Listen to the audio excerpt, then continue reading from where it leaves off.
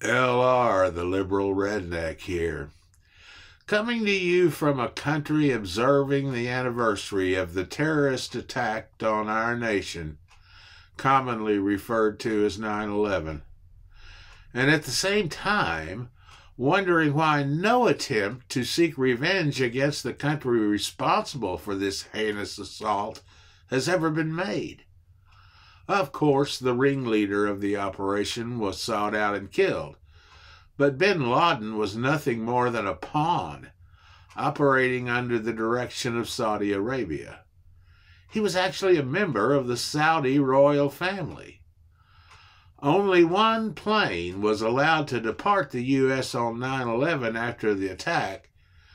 It contained members of the Saudi royal family, likely due to the Bush family's generational financial relationship with them. Might also account for his attack against Afghanistan instead of the real perpetrators. When the Japanese launched an unprovoked attack on our nation on December 7th, 1941, we immediately declared war against them. The lingering question is, why was the response not the same on 9/11? There were 2,403 deaths at Pearl Harbor and 2,977 deaths at 9/11, with an equal amount dying afterwards from various complications. Why is Saudi Arabia such a sacred cow that they get immunity for this direct attack on our nation? They are certainly not anything resembling an ally of the U.S., as evidenced by the brutal murder and dismemberment of the Washington Post reporter Jamal Khashoggi because he dared to criticize the king.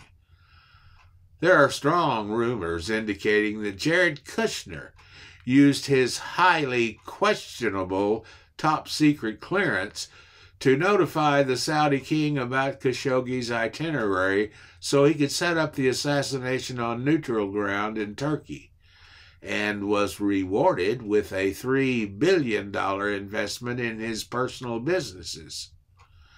Currently, the Saudis control world oil prices based on whatever Bedouin whim amuses them on a given day, backed up by their enormous reserves.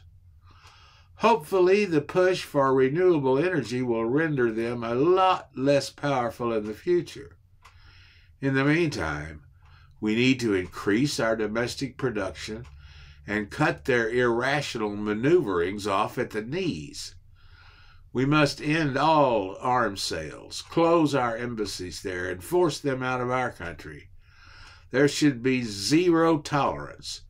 The Saudis have moved from camels to Rolls Royces, but have retained a centuries-old traditions like public beheadings.